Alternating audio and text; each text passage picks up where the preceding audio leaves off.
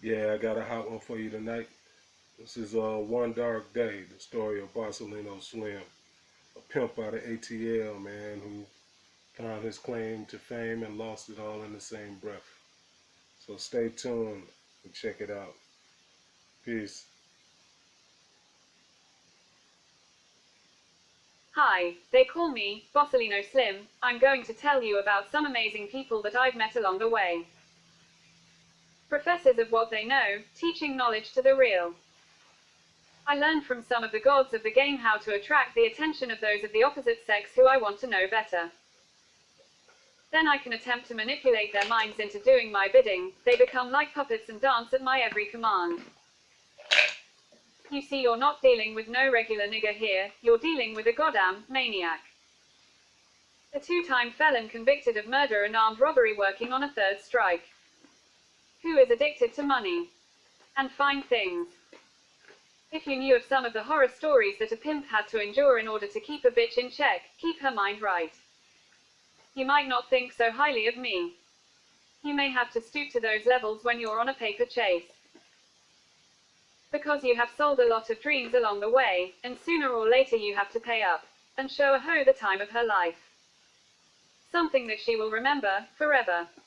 A cruise on the Mediterranean. Maybe a weekend in Hawaii. Or shopping in London. Or maybe trying out some street food in Japan. Unforgettable. You have to make it something that she will never forget. Because, bitch, just when you thought it was a pleasure trip or vacation, it's a goddamn pimping mission. Are you ready to work? Because somebody got to pay for all this fine living. Might as well be you. I remember I used to tell them it's not about selling your body. If you can trick a person out of something, that's just as good. But if all else fails, you may have to suck some dicks or fuck to get us that money. After all, they call it tricking. You have to be a pretty good actress to trick somebody out of the grip. Try to catch the lamest looking guy in the crowd who looks like he might have some dough. Lure him back to the room and began getting romantic with him. Go down like you're about to give him some head, and then look like there's something wrong. And tell him, baby, you need to go and wash your balls, they're smelling a little rusty. When he goes into the bathroom to wash up, that's when you go into action. Gathering up his clothes, wallet, jewelry, keys, whatever you can get your hands on, and get the hell out of the room. By the time he comes out of the bathroom, you're gone. And he is butt naked looking stupid. You make a clean getaway. Then head straight to me. I'll be waiting outside with the car. Using that method. My old girl Shan once broke a trick for $5,000. She was so excited that she got back to me double time to show me all that loot. I told her you did good. So Lacey went out and also hit a lick for our big bag. We're going to lay low for the night in case our nigger out there looking for you. And tomorrow we'll relocate to the other side of town and see what's poppin' over there. And wouldn't you know it, we hit the jackpot. It was like a trick central over there, John's everywhere looking for hoes. I swear man, it doesn't get any better than this. I told Lacey, we have 48 hours to get that paper up and get the hell out of Dodge. 48 hours later, mission accomplished, my girl got that money up, and she caught a bitch to take with us back to Atlanta.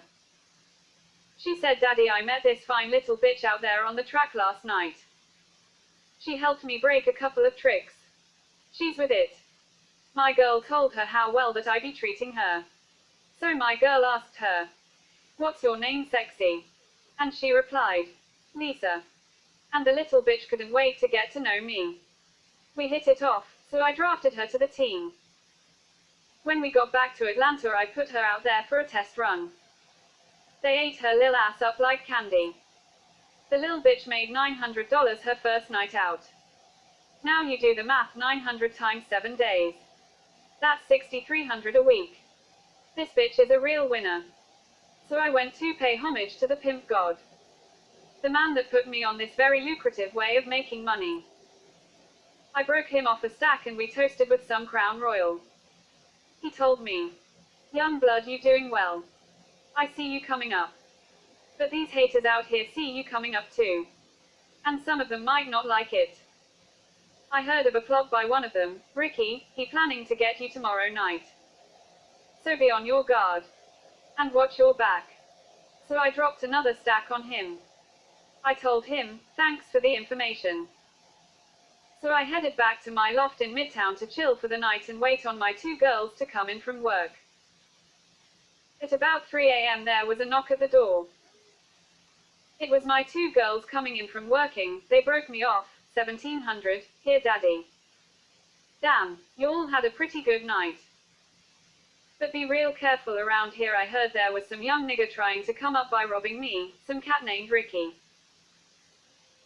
And I can't have that, so y'all watch my back too and see if we can't flush this rat out. He's trying to turn his frown around, but I'm going to turn it back upside down. Does he actually know who he's fucking with?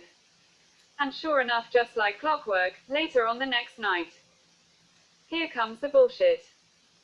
As me and my girls were exiting the club, two niggers came out of nowhere and drawed down on us. But they didn't know that I trained my girls like pit bulls and sicked those bitches on those niggers. My girls were ready to lay their life down for a pimp. Plus I keep them two derringers on me. Pop, out my sleeve like a magic trick. A small shootout ensued where we ran those rats back into the shadows from whence they came. We also made a hasty retreat to the car so we could get the hell up out of there. But later on that month things wouldn't go that smoothly. I ended up hooking up with an old school player partner of mine, Cold Ace. And he let me put my girls to work in his strip club. That's like putting them in the safety zone where no harm can come to them, but unfortunately it did. One of my girls caught a couple of tricks in the club. But she didn't know that they were hitmen working for Lil Ricky. And he flashed a whole lot of cash. So she convinced my other girl to go with her and they would turn these two tricks, and run off with their loot. But these niggers already had been robbed by some hoes a week or two earlier. So they were wise to that game. Plus they were working for Rick. They ended up killing both of my girls and then putting them in the trunk of a car and setting it on fire. Damn, what am I going to do now? That move just knocked me out of power. It also put me in a hell of a situation. I can't even go to the funeral because their folks know they were out here working for me. So they blaming me for the deaths even though I didn't put them on the mission. They were just trying to please daddy. So I had to seek revenge. I found out who set me up. It was that fuckboy Lil Ricky. So it was only a matter of time before I catch that ass slipping. I hired a couple of gunmen to ride with me. And we caught that sucker-ass nigger slipping at Club La Cura up on Metropolitan. Soon as he exited the building, it sounded like World War III gunfire coming from the black sedan that we were in, killing him dead right at the front door, along with 3 of his crew. And we jetted away. We headed south on Metropolitan towards Lakewood. Buster a right on Lakewood. Hit the light and jumped on 166 headed west. I broke my boys off of stack each and told the boys to drop me off on Fulton Industrial near the airport. A friend of mine was a pilot, and he had a plane over at Charlie Brown Airport. I contacted him and he agreed to fly me down to South Florida. I had to get away. You'll know how it is, clear my head a little bit, and try to find me a new bitch. It's going to be hard to find a bitch to replace my main two. But you know I got to keep it pimpin'. So I hit the club in Miami. Club Cheetah, it was some top-notch bitches in there. Any pimp would be proud to bag one of these bitches. That's when all of a sudden a feeling came over me. A heat growing inside me. It was like Scotty was beaming me up into the Enterprise or something. And the next bitch that walked by, I spit game like I was Milton Bradley and I caught that bitch. After the Mac line that I spit caught her attention and stopped her in her tracks like a deer in headlights.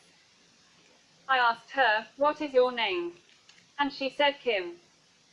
What I said to her next left her dazed and confused and a look came in her eye like she was seeing Jesus. That's when I knew I had her. The pimp gods have blessed me with a possible new bitch. We made plans to hook up later.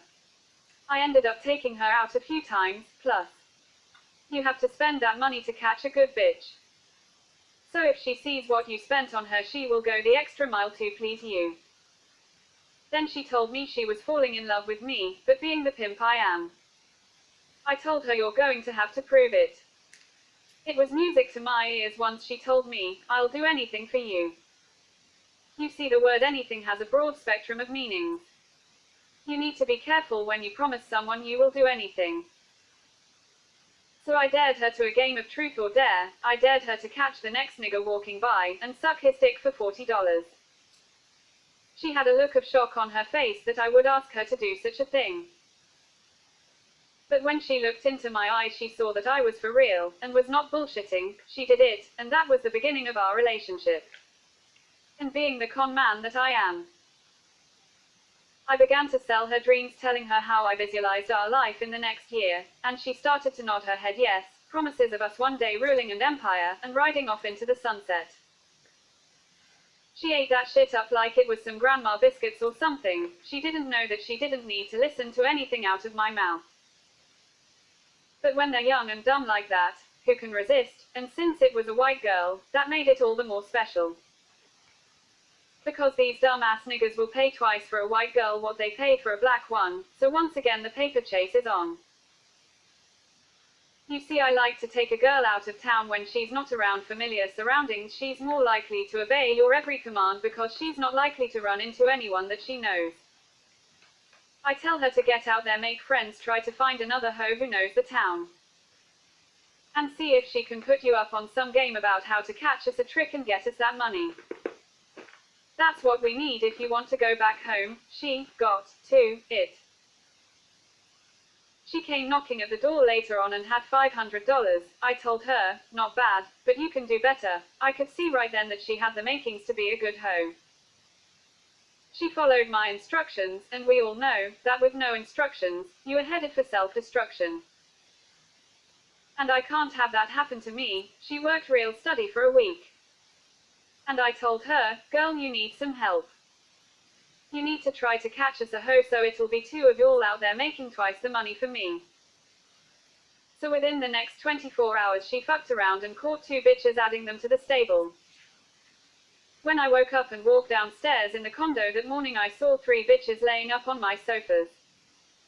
Kim plus 2 more, Summer and Nikki. I knew the pimp gods had blessed me once again. We worked real good around that South Miami circuit for the next 3 or 4 months. Before I decided to take that show on the road, we headed west to Las Vegas. Since I had a 3-piece going on, it shouldn't be hard to make some nice cash, and we also take Cash App, Zelle, Venmo, Bitcoin. My girls even got Square.